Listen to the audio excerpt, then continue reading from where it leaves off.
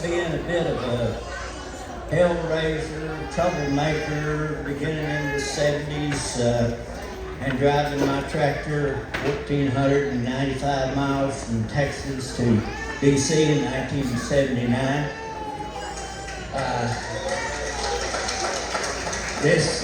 These pictures brought back such memories, but I'm very honored to introduce William Hammer. He's a Connecticut farmer, and I saw an NBC news story in DC about this Connecticut farmer that was madder than hell on his tractor heading to Washington, DC. So ended up and we made contact, and talked on the phone, and every day he was texting me, showing me pictures and where he was at, stopping at farms. And 2 days ago, Will had his tractor sitting by the U.S. Capitol. And I said, Will, you gotta come to Farm Aid. Well, you just gotta do it.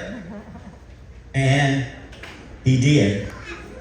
And his tractor is here outside. And so I'm gonna introduce Will, and then we're all gonna go out there so you get to see it, that one person can make a difference and inspire others. Will, come up here.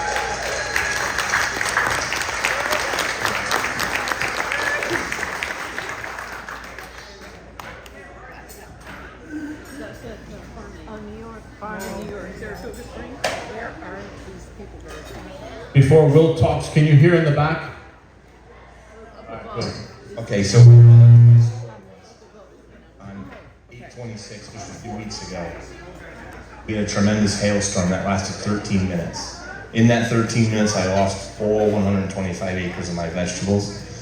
And if you could see the pictures of them, you would realize, wow, that's destructive. It cut through peppers. At 8 o'clock at night, there was still ice in the bottom of those peppers. So, as with anybody, I was shocked. I knew I was done. I knew my farm was finished for the year. So, with that, I started to make the calls that any person would. I have FSA insurance. I have insurance through RMA. I wasn't getting the answers I wanted, okay? And knowing that just a little over a year prior to that, on July 11th, all the farmers in the Connecticut River Valley lost their farms. And I watched as my friends struggled and reeled as how they were gonna pay their bills. Some of them had insurance, and some of them did. But what I got to see was lawmakers coming out to their farms, and when the cameras were rolling, they said, oh, we're gonna help these farmers. We got what they need. So in turn, I hear everybody say, oh, they're all set. The government's gonna take care of them. A low interest loan doesn't take care of anybody. So fast forward to now, and I've done all I can do on my farm to make it weather resilient.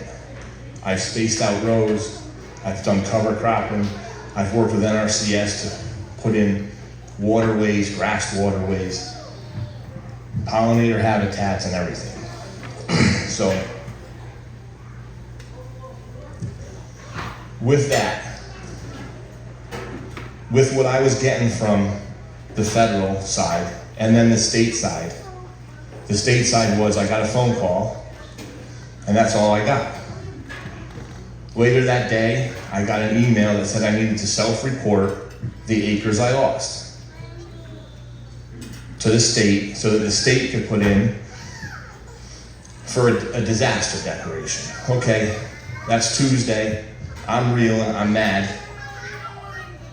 Tuesday morning, when I called FSA, they told me that it was going to be up to a week to get an adjuster there.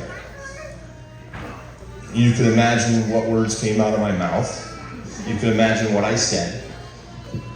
So, in Connecticut, we don't even have an adjuster. I wasn't happy. My answer was that someone said that somebody didn't think it was a big enough deal. That got me even more mad. So, I said if there's not someone out here by noontime, there's going to be an issue. At 11:53, someone pulled into my farm to at least take pictures. So, I'm not sure what I said made them come out, but they did. Then, Wednesday morning comes around, and I called someone from the Connecticut Department of Ag to tell them about my story. Somebody else said, you shouldn't go down to Southbury, Connecticut today. They're having a listening session for all the farmers that just lost all of their farms to 14 inches of rain in about 3 hours.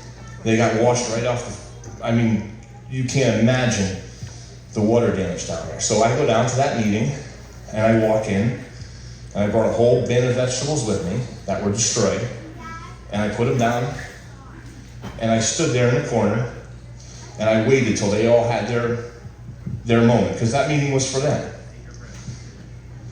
And someone said, I think we have a special guest here today that wants to talk.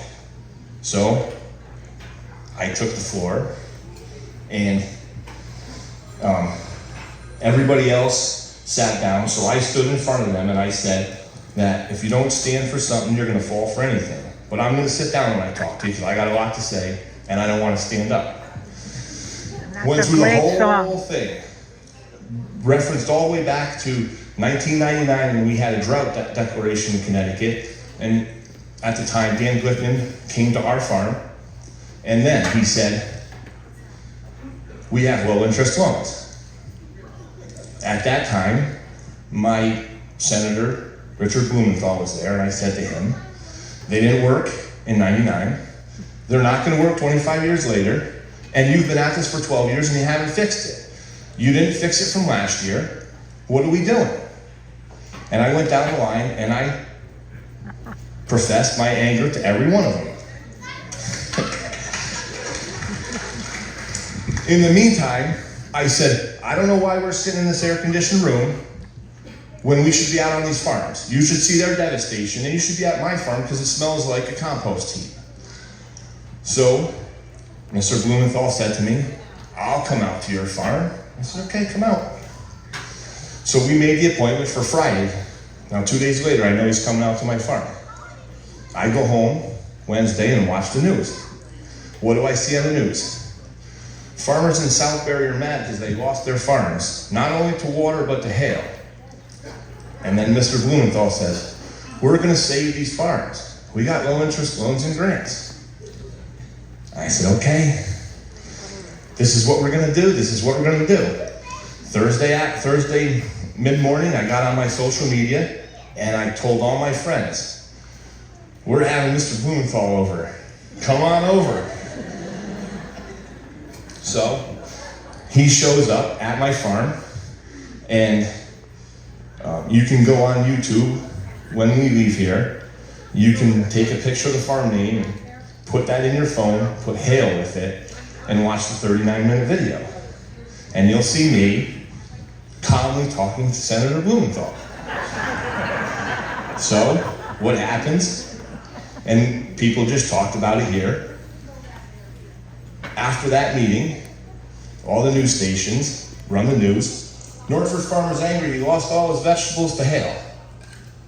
Clips to Mr. Blumenthal. We're going to help him.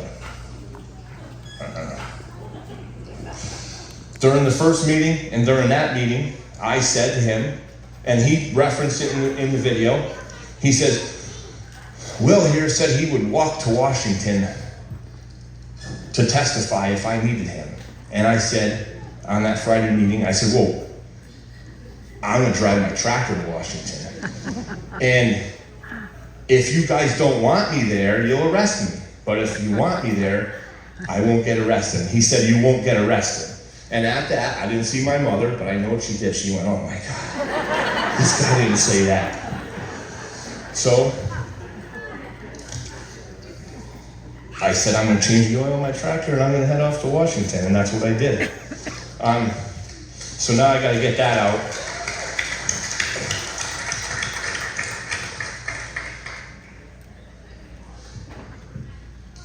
So in that meeting too, so if you watch the video, one of the worst things about me losing my farm is not losing the vegetables and it's not having anything else to sell. It's the 12 people that I employ that depended on me to give them as many hours as they could work for at least the next 3 or 4 weeks, so they had money to go through the winter, which now I don't have that ability to do, but they are working and I'm giving them as many hours as I can.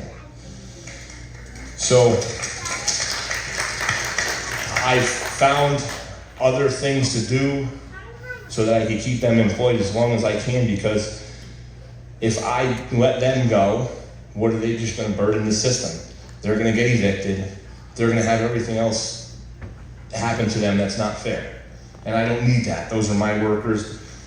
They're like family to me.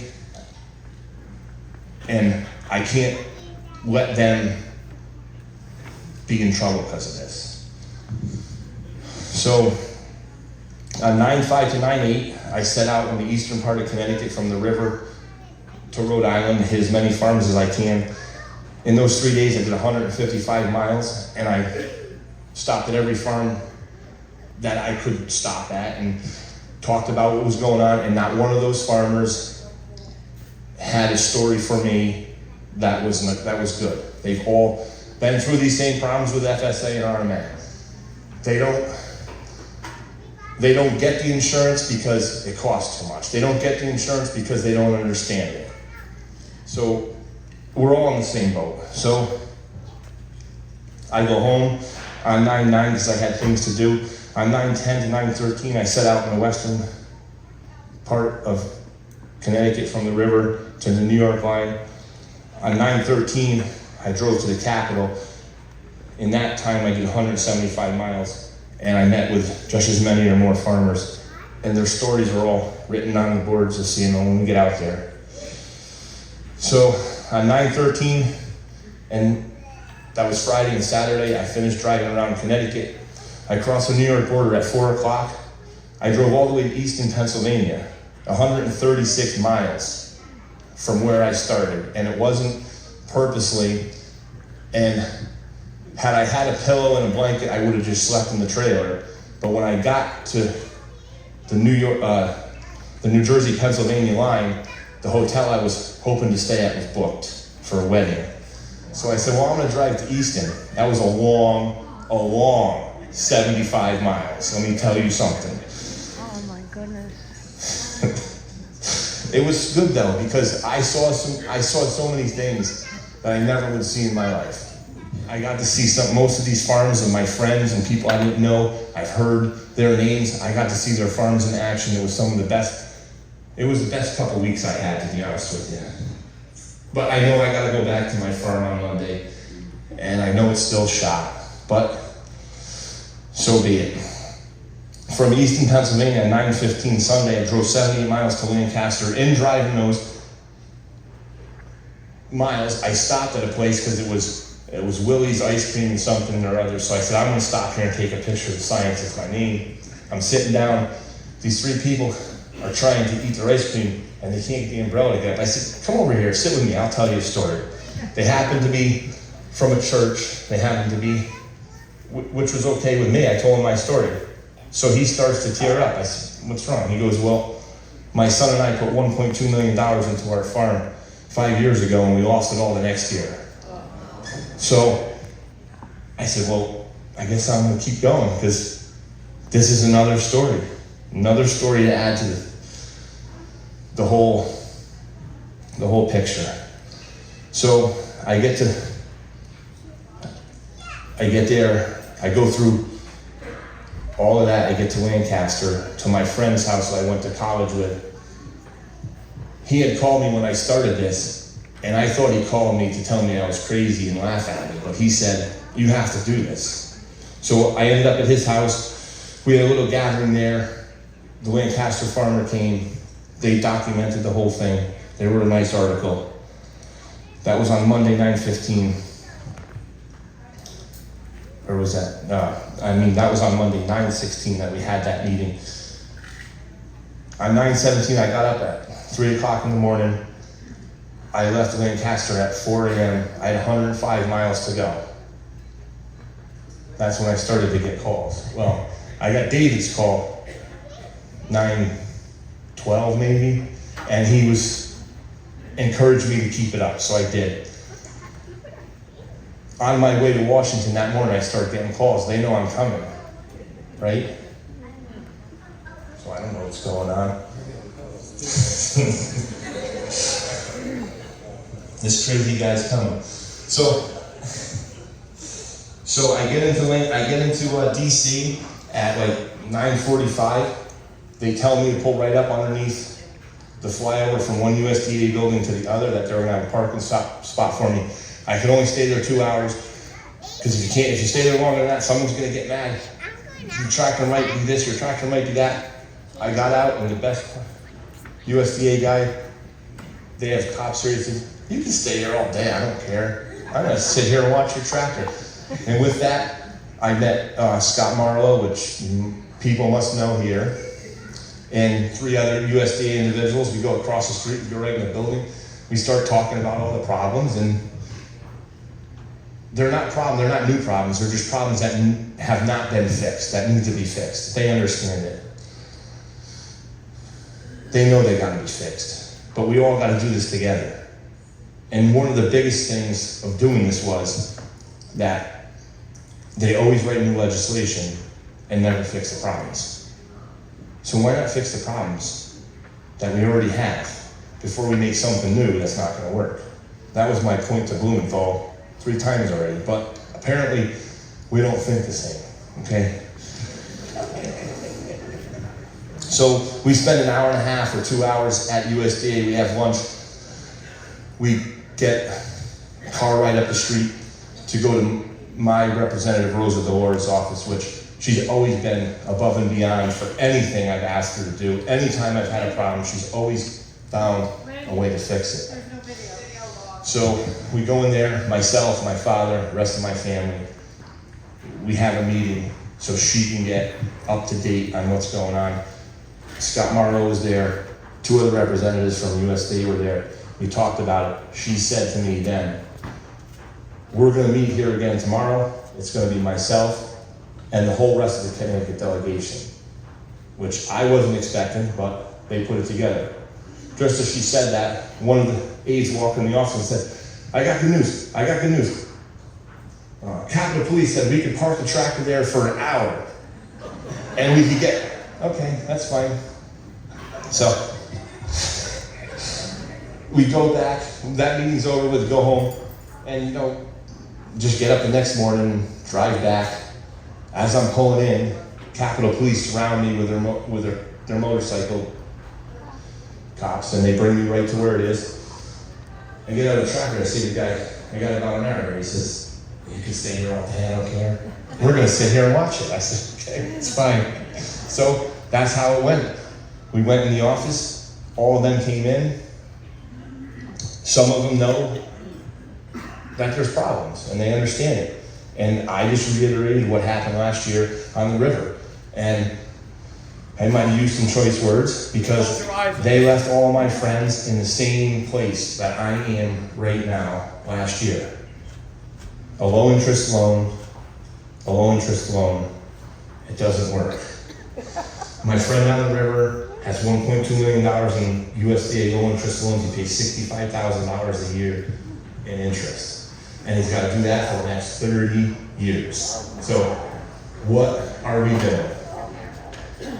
So now I got in. I made the push, and we were walking out of the office. I said, wait, right now, before we leave here, I'm gonna tell you one thing. If I don't get satisfaction, I'm coming back. I'm coming back. So they know that. Right? This is it. I have to keep doing this because it's not, at this point, it's for everybody. And we need this change, and they have to do it. They gotta do it. If you look on one of those boards out there, it says, no politician could say no to a farmer. And I just have to say this story because this was unbelievable. And I asked the kid, I said, you have a wife? Because he had a ring on. He said, yeah, I have a wife. I said, you got any kids? He said, no, I don't have any kids. I said, you gonna have kids? He said, nope. When my wife and I got married, we had to farm. And in our vows, we vowed that we weren't gonna have children, that we were gonna take care of our nieces and nephews as our children, because we didn't think we could make ends meet with the farm and have our own children. That shouldn't be the case at all. And one other one on there is a direct neighbor of mine that I grew up with them my whole life.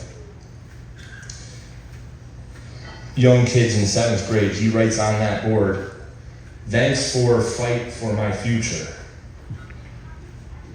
And he's a 5th generation dairy farmer. He's in 7th grade, he's got no idea how bad it is. He could hear, yes, he hears his father and his uncle and his grandfather complain all the time, but he's got no idea that farm's not going to be there for him. And it's just sad that has to be the way it is, the backbone of America, and that's where we're at. So anyways, I'm not going to ramble on anymore. I'm going to give this microphone back to Dave, and